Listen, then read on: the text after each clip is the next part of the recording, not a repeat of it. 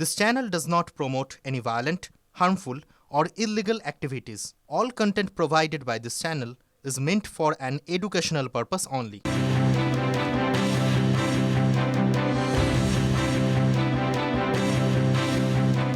আর এই মুহূর্তে যারা টিভি9 বাংলার পর্দায় চোখ রেখেছেন তাদের জন্য সেই খবর, আরো একবার যে খবর আমরা 6:27 ব্রেক করেছি। নিঃসন্দেহে এই মুহূর্তে আজকের দিনের সবথেকে বড় খবর সন্ধ্যাবেলা ব্রেক করেছি আমরা টিভি9 বাংলা।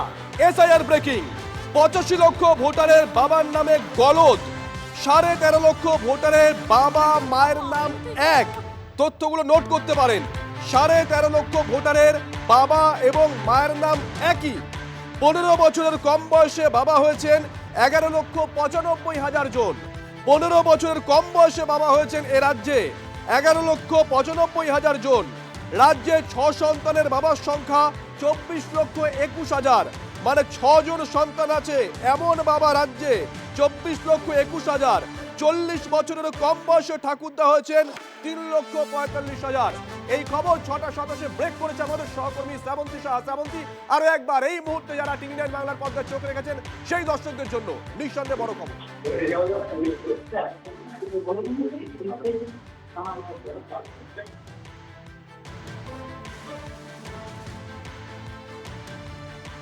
শ্রাবন্তীর কাছে আমরা যাব। যদি এই তথ্যগুলো সঠিক হয়ে থাকে, অর্থাৎ যারা তথ্য দিয়েছেন একেবারে সঠিক তথ্য দিয়ে থাকলে এখানেও তো উদ্বেগের বিষয়।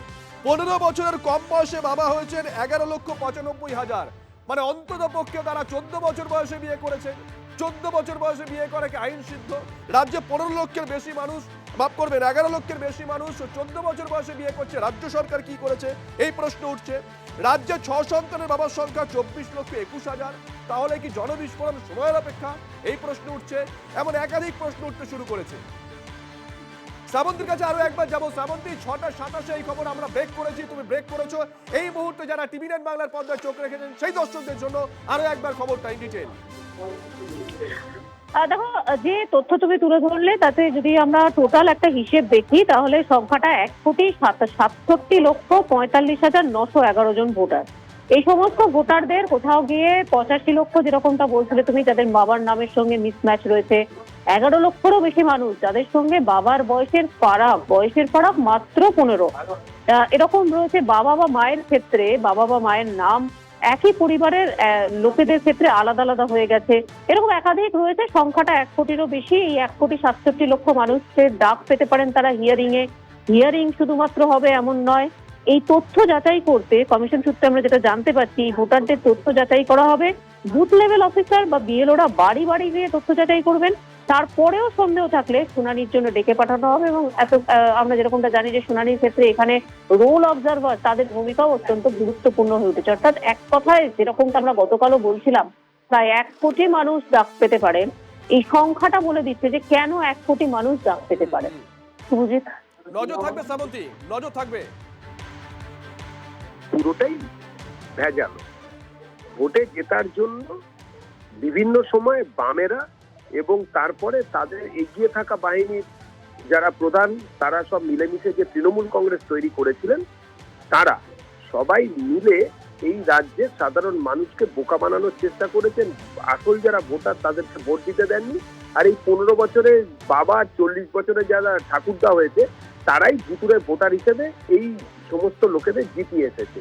এখন ঘুঘুর বাসায় হাত পড়েছে, সেই জন্য বেশি চিৎকার চেঁচামেচি হচ্ছে। এরর, অর্থাৎ একটা জায়গায় কোনো ভোটারের বাবার নাম ভুল আছে বা দুবার আছে, রিপিট আছে, এইগুলো প্রতিনিয়ত চেক করা নির্বাচন কমিশনের কাজ এবং সেটা সারা বছর ধরে হয়ে থাকে। যদি এরকম কোনো তথ্য সামনে আসে তাহলে সেই তথ্যের নাম বাদ যাবে স্বাভাবিকভাবে, কিন্তু তার দায়িত্ব তো নির্বাচন কমিশনের। তারপরে নির্বাচন কমিশন সম্পূর্ণভাবে ব্যর্থ হয়েছে এতদিন কাজ করতে। সেগুলো 16 তারিখের লিস্টের পরেই বোঝা যাবে। 1,20,00,000 রোহিঙ্গা এবং বাংলাদেশি মুসলমান এই নামের তালিকা দিক বিজেপি। কেন আমাদের গরিব মানুষ এবং মধ্যুয়া মানুষকে বাংলাদেশি বলে এবং মুসলমান বলে চিহ্নিত করা হলো? কেন তাদেরকে রোহিঙ্গা বলে চিহ্নিত করা হলো? কে করতে বলেছিল? এটা বিজেপি রাজনৈতিক মনোভাবে চলেছে, এই নিয়ে কোনো সন্দেহ নেই। কতজন এইরকম আছে? আমার ধারণা 58 লক্ষের চেয়ে বেশি হতে পারে, কিন্তু অনেক বেশি এরকম কিনা সেটা নির্বাচন কমিশন বলবে। নজর রাখবো এই মুহূর্তে আরো একটি গুরুত্বপূর্ণ খবরের দিকে। দেখুন, আসন্ন বিধানসভা নির্বাচনে যে দুটো কেন্দ্রের দিকে প্রত্যেকের নজর থাকবে, ভবানীপুর এবং নন্দীগ্রাম, এই দুটো কেন্দ্র থেকে কি জানা যাচ্ছে এখনো পর্যন্ত? ভবানীপুর থেকে বাদ যেতে পারে 44,785 জনের নাম, নন্দীগ্রামের 10,500 নাম বাদ যেতে পারে। আমি বিস্তারিত জানবো, আমাদের প্রতিনিধি শ্রাবন্তী সাহা রয়েছেন আমাদের সঙ্গে। শ্রাবন্তী, কমিশন সূত্র মারফত আর কি আপডেট রয়েছে? দেখো, ভবানীপুরের ক্ষেত্রে মোট ভোটারের চাইতে বাদ করতে পারেন 44,785 জন। মৃত ভোটার এর মধ্যে রয়েছেন 10,899। নন্দীগ্রামের ক্ষেত্রে সংখ্যাটা 10,500 রয়েছে। তবে এই সংখ্যাটা কোনোটাই একেবারে ফাইনাল নয়, তার কারণ প্রতি মুহূর্তে এটা আপডেট হচ্ছে। কিছুক্ষণ আগে পর্যন্ত এটা 100-200 সংখ্যা ছিল, সেটাই আরেকটু বেড়ে দাঁড়িয়েছে এরকম জায়গা। তবে মোটের উপরে কিছু না হলেও ভবানীপুর থেকে বাদ যেতে পারেন 44,000 ভোটার, এটা বলাই যেতে পারে। একই সঙ্গে তোমাকে মনে করিয়ে দেবো যে নো ম্যাপিং যখন হয়েছিল কলকাতার 4টি জায়গায়, এই ভবানীপুর, বালিগঞ্জ, রাসবিহারী, খিদিরপুর সব থেকে বেশি হয়েছিল। এখানকার ভোটাররা এনুমারেশন ফর্ম যদি তুমি বলো, সব থেকে বেশি রাজ্যে ফেরত যাওয়ার যে সংখ্যাটা, সেটাও এই 4 বিধানসভা কেন্দ্রেই ছিল। ধন্যবাদ তোমাকে শ্রাবন্তী। শিক্ষক নিয়োগ প্রক্রিয়া এবার বাড়তির সময় চেয়ে সুপ্রিম কোর্টের দ্বারস্থ হতে চলেছে এসএসসি। আপনারা জানেন যে ডেডলাইন ছিল 31শে ডিসেম্বর, কিন্তু সেই ইন্টারভিউ প্রক্রিয়া এখনো পর্যন্ত শুরু না হওয়ায় এবার সুপ্রিম কোর্টের দ্বারস্থ হতে চলেছে এসএসসি। নতুন নিয়োগে সুপ্রিম কোর্টের বেঁধে দেওয়া ডেডলাইন ছিল 31শে ডিসেম্বর, এখনো ইন্টারভিউ প্রক্রিয়াই সম্পূর্ণ হয়নি। আর এই পরিস্থিতিতে শিক্ষক নিয়োগ প্রক্রিয়ায় অতিরিক্ত সময় চেয়ে এবার সুপ্রিম কোর্টের দ্বারস্থ হতে চলেছে কমিশন। আমার সহকর্মী সুমন মহাপাত্র এই মুহূর্তে আমার সঙ্গে রয়েছেন। সুমন, আমি জানতে চাইবো যে ডেডলাইন, সেই ডেডলাইনের আগে যা যা হওয়া দরকার সেগুলো অনেকাংশেই সেগুলো হয়নি, আমরা যেরকম ইন্টারভিউ প্রক্রিয়া, ফলে এই মুহূর্তে তারা সুপ্রিম কোর্টের দ্বারস্থ হয়েছেন, কি আপডেট? দেখো, পুরো প্রক্রিয়াটাই কার্যত থমকে রয়েছে বলা চলে এবং খুব ধীর গতিতে এগোতে হচ্ছে। তার কারণ পুরো প্রক্রিয়াটাতেই কলকাতা হাইকোর্ট তাদের নজরদারি চালাচ্ছে। এমত অবস্থায় 31শে ডিসেম্বরের মধ্যে এই প্রসেস কমপ্লিট করা সম্ভব না, এটা এসএসসি মনে করছে। শিক্ষা দপ্তরেরও তাই বক্তব্য। তাই শিক্ষা দপ্তরের সঙ্গে এসএসসির বৈঠকের পর এসএসসি সুপ্রিম কোর্টের দ্বারস্থ হতে চলেছে, যেখানে তারা বাড়তি 15 থেকে 1 মাস সময় চাইবে, কারণ এই সময়টা পেলে তারা হয়তো প্রসেসটা কমপ্লিট করতে পারবে। আরেকটা কথা বলে রাখি, এসএসসি একাদশ দ্বাদশে তাও ইন্টারভিউ প্রক্রিয়া পর্যন্ত ব্যাপারটা গড়িয়েছে। নবম দশমের আজকেই সন্ধ্যে 8টার সময় রেজাল্ট বেরোবে, ফলে এই প্রক্রিয়া 31শে ডিসেম্বরের মধ্যে কোনোভাবে কমপ্লিট করা সম্ভব নয়। তবে একটা কথা বলে রাখা, যে 31শে ডিসেম্বর পর্যন্তই কিন্তু চাকরিহারাদের চাকরি করার মেয়াদ বেঁধে দিয়েছিল সুপ্রিম কোর্ট। ফলে সেক্ষেত্রেও কিন্তু মধ্যশিক্ষা পর্ষদ তাদের জন্য এক্সটেনশন চাইবে। সবটা এখন সুপ্রিম কোর্টের হাতে যেতে চলেছে। এই বিষয়টা আমি আরেকটু খোলসা করে জানতে চাইবো যে যোগ্য চাকরিহারাদের চাকরির মেয়াদ ডিসেম্বর পর্যন্ত বেঁধে দিয়েছিল দেশের সর্বোচ্চ আদালত, সেই মেয়াদ বাড়ানোর আবেদনও তারা করছে এখনো পর্যন্ত, তাই তো জানা যাচ্ছে। একেবারে মধ্যশিক্ষা পর্ষদ সেই আবেদন নিয়ে যাবে, তার কারণ যতক্ষণ না নিয়োগ প্রক্রিয়াটা কমপ্লিট হচ্ছে ততদিন পর্যন্ত নতুন টিচার রিক্রুট হতে পারবেন না। ফলে পুরনোদেরকে দিয়েই কিন্তু কাজ চালাতে হবে, নাহলে বাংলা শিক্ষা ব্যবস্থা ধসে পড়বে। সেই জন্য তাদের যাতে চাকরিতে বহাল রাখা যায়, সেই আবেদনও মধ্যশিক্ষা পর্ষদ সুপ্রিম কোর্টে নিয়ে যাচ্ছে 15 থেকে 1 মাসের জন্য। বেশ, ধন্যবাদ সুমন। এসএসসির মুভ করার কথা আমি যতদূর জানি, স্কুল সার্ভিস কমিশন আজকে মুভ করে হয়তো সামান্য কিছু সময় বাড়তি চাইবে, যে 31শে ডিসেম্বরের মধ্যে যদি প্রসেস শেষ করতে তারা না পারে। এবার এটা কতদিন চাইবে বা না চাইবে সেটা এসএসসিকে আমি বলেছি, আমার সঙ্গে এসএসসি মিটিংও হয়েছে এই নিয়ে। এসএসসিকে আমি বলেছি এটা আপনারা স্থির করুন, কারণ এত বড় সিস্টেম, গোটা রাজ্য জুড়ে এতগুলো ইন্টারভিউ, এতগুলো ভেরিফিকেশন, এতগুলো ছেলে মেয়ের ভবিষ্যৎ, সব মিলিয়ে এটা এসএসসি ঠিক করবে যে যখন যদি স্বচ্ছতা এবং মেধা যেহেতু তাদের কাছে একমাত্র প্রায়োরিটি, তারা কতদিন চাইবে। আমার ধারণা দিন 15 বেশি তাদের চাওয়া, এক্সটেনশন চাওয়া হয়তো তারা চাইবে না, সেইভাবেই আমার সঙ্গে সেই মোতাবেক কথা হয়েছে। শিক্ষামন্ত্রী কি বলেছেন আপনাদের শোনালাম। আপনাদের আরও একবার জানিয়ে রাখবো, এই মুহূর্তে আরও একটা অত্যন্ত গুরুত্বপূর্ণ আপডেট। শিক্ষক নিয়োগ প্রক্রিয়ায় বাড়তি সময় চেয়ে এবার সুপ্রিম কোর্টের পথে স্কুল সার্ভিস কমিশন। নতুন নিয়োগে সুপ্রিম কোর্টের বেঁধে দেওয়া ডেডলাইন ছিল 31শে ডিসেম্বর। আমি প্রতিক্রিয়া নেব। এই মুহূর্তে আইনজীবী ফিরদৌস শামীম আমার সঙ্গে টেলিফোন লাইনে রয়েছেন। শামীম, আপনার কি মনে হয় যে এই যে তারা সুপ্রিম কোর্টের পথে, এখনো ইন্টারভিউ প্রক্রিয়ায় সম্পূর্ণ হয়নি, আইনি সহায়তা তারা কিভাবে কতটা পেতে পারেন, কোন কোন আইনি পদক্ষেপ এক্ষেত্রে হতে পারে? দেখুন, সময় চাইলে সময় দেওয়াটা খুব একটা অস্বাভাবিক নয়, এবং সেক্ষেত্রে সময় হয়তো বা দেবেনও, কিন্তু পুরো বিষয়টি কেন এত ডিলে হলো, যে দুর্নীতি করলো, তারপর দুর্নীতি করার পরে যখন নতুন নিয়োগ প্রক্রিয়া, সেখানে তো নতুন করে রুল ফ্রেম করে আবার কিছু ভ্যাকেন্সি অ্যাড করার পরে তারপরে সেখানে নতুন করে নিয়োগ প্রক্রিয়া নেওয়া এটা প্রয়োজনই ছিল না। যদি 2016 সালে সিলেকশন প্রসেস বাতিল হয়েছে, 2016 সালের রিক্রুটমেন্ট রুলস অনুযায়ী ওই ক্যান্ডিডেটদের মধ্যেই এই নিয়োগ প্রক্রিয়াটি রেস্ট্রিক্ট রাখতো এবং বাকি শূন্য পদে ফ্রেশার্সদের দিয়ে দিত। ফ্রেশার্সদের জন্য 1 লক্ষ 1.5 লক্ষ সিট দিয়ে দিক না, এবং তার সঙ্গে 16 সালেরটা যেটা ছিল সেটা 16 সালের ক্যান্ডিডেটদের জন্য, তাহলে এই ঝামেলা হতো না। যে 16 সালের রিক্রুটমেন্ট রুলস অনুযায়ী দিয়ে দিত, তারা সেটা না করে পুরো বিষয়টিকে এমন ভাবে করলো, তারপরে দাগিদের আবার পরীক্ষায় বসানোর চেষ্টা করলো, তার ফলে প্রসেসটা ডিলে হলো। এই প্রসেসটা ডিলে করার কারণেই এখন তাদের সময় চাইতে হচ্ছে, কিন্তু সাধারণভাবে সুপ্রিম কোর্ট এই ধরনের ক্ষেত্রে সময় দিয়ে দেন, এক্ষেত্রে দেওয়ার সম্ভাবনা প্রবল। ধন্যবাদ আপনাকে। অন্যদিকে আরো একটা গুরুত্বপূর্ণ আপডেট, এসএসসি নবম দশমের ইন্টারভিউয়ে কাদের ডাক সেই তালিকা আজই প্রায় 37,000 জনের নামের তালিকা প্রকাশ হতে পারে। সূত্রের খবর, কতজন যোগ্য চাকরিহারা শিক্ষক চাকরি ফেরত পাবেন জানা যেতে পারে আজ। নবম দশমে শূন্য পদের সংখ্যা 23,212। আজই ইন্টারভিউয়ের কাট অফ মার্কস জানাবে এসএসসি। ডিসেম্বরের মধ্যে নিয়োগ প্রক্রিয়া শেষের নির্দেশ দেয় সুপ্রিম কোর্ট। কিছুক্ষণ আগে আপনাদের জানাচ্ছিলাম সেই সুপ্রিম কোর্টেরই দ্বারস্থ হয়েছেন এসএসসি, কারণ তারা এই সময়সীমা একটু বাড়িয়ে দেওয়ার কথা তারা সেই আবেদন করছেন, কিন্তু এই মুহূর্তে আজই ইন্টারভিউয়ের কাট অফ মার্কস জানাতে পারে এসএসসি, খবর সূত্রে।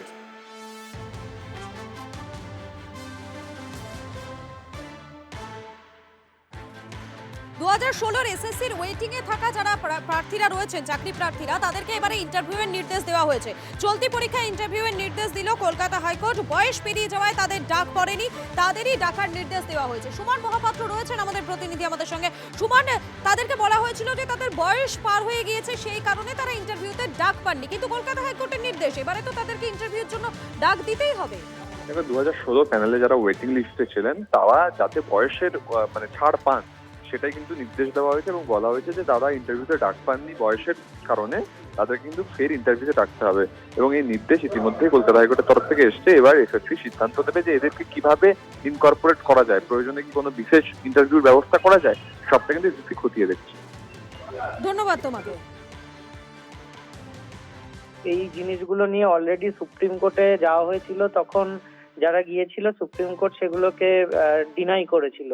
তো যেহেতু সুপ্রিম কোর্ট আবার সেগুলোকে নতুন করে হাইকোর্টে পাঠিয়েছে, তাই হাইকোর্ট নির্দেশ দিচ্ছে। আমরা চাইবো যে যেটাই দিক সেই নির্দেশগুলো যেন সময়ের সাথে সাথে একদম ঠিকঠাক হয়, এবং যদি তাদের বয়সের ছাড় দিয়ে ইন্টারভিউতে বসার সুযোগ দেয় তাহলে তাতে আমাদের দ্বিমত নেই, কিন্তু যারা যোগ্য চাকরিহারা তাদের যেন কোনো রকম ভাবে ক্ষতি না হয় সেই বিষয়টাও যেন হাইকোর্ট নজরে রাখে। পূজ্য বাপু গ্রামীণ রোজগার গ্যারেন্টি, হ্যাঁ, এই নতুন নাম হতে চলেছে এবার কেন্দ্রীয় প্রকল্প মনরেগার। শুধু তাই নয়, এই নতুন নামের সঙ্গে সঙ্গে আরো নতুন বিষয় আছে। এবার 125 দিনের কাজের গ্যারেন্টি দিল কেন্দ্র। নাম বদলাচ্ছে, 100 দিনের কাজের প্রকল্পের নাম হচ্ছে মনরেগার, নাম বদলে এবার হচ্ছে পূজ্য বাপু গ্রামীণ রোজগার গ্যারেন্টি। 100 দিন থেকে বেড়ে এবার বছরে 125 দিনের কাজের নিশ্চয়তা। কেন্দ্রীয় মন্ত্রিসভার বৈঠকে এই নয়া সিদ্ধান্তে অনুমোদন। কেন্দ্রীয় সরকার চিন্তা ভাবনা করছে যে কি করে চোরেদের হাত থেকে অর্থ বাঁচিয়ে সরাসরি মানুষের কাছে পাঠানো যায়, তার পরিকল্পনা কেন্দ্রীয় সরকার করছে। কারণ এই রাজ্যে কেন্দ্রীয় সাহায্য বা কেন্দ্রীয় সরকারের 100 দিনের কাজের টাকা হাজার চেষ্টা করলেও জনগণের কাছে পৌঁছবে না, কারণ তৃণমূল কংগ্রেস কাটমানি খাবে, আর সেই টাকা যৎসামান্য তাদের কাছে পৌঁছলেও পৌঁছতে পারে। যে কারণের জন্য কেন্দ্রীয় সরকারকে ভাবনা চিন্তা অন্যভাবে করতে হচ্ছে। তো দারুণ, আমরা স্বাগত জানাই। 100 দিনের জায়গায় 125 দিন কাজ হলে স্বাভাবিকভাবেই গ্যারান্টেড 125 দিন কাজ দেওয়া হচ্ছে। এটা গরিব মানুষের পক্ষে, খেটে খাওয়া মানুষের পক্ষে একটা দারুণ সহায়তা। কিসের শর্ত? কেন্দ্র কি শর্ত দিচ্ছে? একটাই শর্ত হচ্ছে টাকা সরাসরি যারা কাজ করবে তাদের কাছে পৌঁছে দেওয়ার ব্যবস্থা করা। সেই সব না করে এই শর্ত চাপাচ্ছে, বোঝাপড়া কারকে। এইসব হলে হইচই হবে, মমতা নাচানাচি করবে, গরিব মানুষগুলো কাজ পাবে না। আপনারা দেখেছেন একবারও মমতা সরকারের পক্ষ থেকে 100 দিনের কাজ চালু করার কোনো উদ্যোগ নেওয়া হয়েছিল? কেন্দ্রীয় সরকার তো উদ্যোগ নেবেই না, কেন কেন্দ্রীয় সরকারের তো পরিকল্পনাই হচ্ছে যে গরিব মানুষরা না খেয়ে মরে যাক, কিন্তু সেখানে তো মমতা তা সহকর্মী। মামলা আমরা করেছিলাম বলে শেষ পর্যন্ত আদেশটা এসেছে। আজকে সেই আদেশও কার্যকর করা হচ্ছে না। এবার আমরা কন্টেম্পটে যাব, কন্টেম্পট ফাইল করেছি, তারপর জানাই হবে। দেখুন, বাংলার জন্য বকেয়া বরাদ্দ, সেই বকেয়া বরাদ্দ নিয়ে আবারও এবারে মুখ খুললেন তৃণমূল এবং এবারে রীতিমতো তিনি হুঁশিয়ারি দিচ্ছেন। তিনি বললেন, ভোটের প্রচারে দিল্লির নেতারা এলে আম জনতার প্রশ্নের মুখে পড়তে হবে। হুঁশিয়ারি কুণাল ঘোষের। বাংলার যেটা বকেয়া 2 লক্ষ কোটি টাকা, সেটা তো তারা দিচ্ছে না। মানুষকে কাজ করিয়েছে, টাকা দিচ্ছে না। এবার মানুষ যদি দিল্লি থেকে আসা লোকজনের সামনে দাঁড়িয়ে টাকা ফেরত চান, তখন আবার বাবুদের গায়ে লাগছে। এবারের নির্বাচনে যতজন দিল্লি থেকে আসবেন ততজন যেন তৈরি থাকেন, বাংলার মাটিতে ঢুকবেন। বাংলার মানুষ শান্তিপূর্ণভাবে গণতান্ত্রিকভাবে জিজ্ঞাসা করবে, আমাদের টাকা আপনারা আটকে রেখেছেন কারো? গরিব মানুষ কাজ করেছি। দিল্লি থেকে যারা আসবেন এরপর ভোটের সময় ডেলি প্যাসেঞ্জারি করতে, আপনারা কিন্তু তৈরি থাকবেন। শান্তিপূর্ণ গণতান্ত্রিকভাবে বাংলার মানুষ এই প্রশ্নটা করবেন, কোন লজ্জায় ভোট চাইতে এসছেন? আমাদের টাকা আমাদের দেননি কেন? অবিলম্বে আমাদের টাকা দিন। আর এই মুহূর্তে গোটা শহর মেসি জ্বরে কাবু। তার কারণ রাত পোহালেই শহরে আসছেন লিওনেল মেসি এবং তাকে ঘিরে উন্মাদনা তুঙ্গে। আর নতুন করে বলার অপেক্ষা রাখে না। যুবভারতী ক্রীড়াঙ্গনের কাছেই ঐকতান স্পোর্টস কমপ্লেক্সে তৈরি মেসির মিউজিয়াম। কলকাতার আর্জেন্টিনা ফুটবল ফ্যানের ক্লাবের উদ্যোগে এই অভিনব উদ্যোগ তাদের। মেসির বাড়ি থেকে শুরু করে মেসির ট্রফি জয়ের স্মারক সবকিছুই দেখা যাবে সেখানে। কলকাতা নয়, দেখলে মনে হবে যেন এক টুকরো রোজারিও। মেসি পাগলদের মন ভরতে বাধ্য।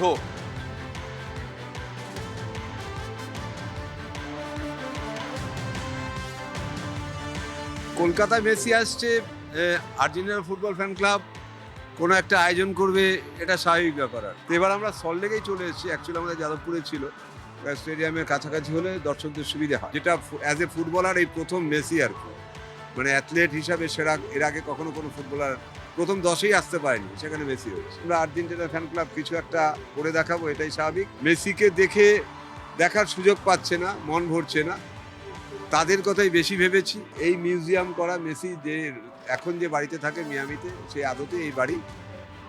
সেকেন্ডলি হচ্ছে ভেতরে একটা মিউজিয়াম করেছি।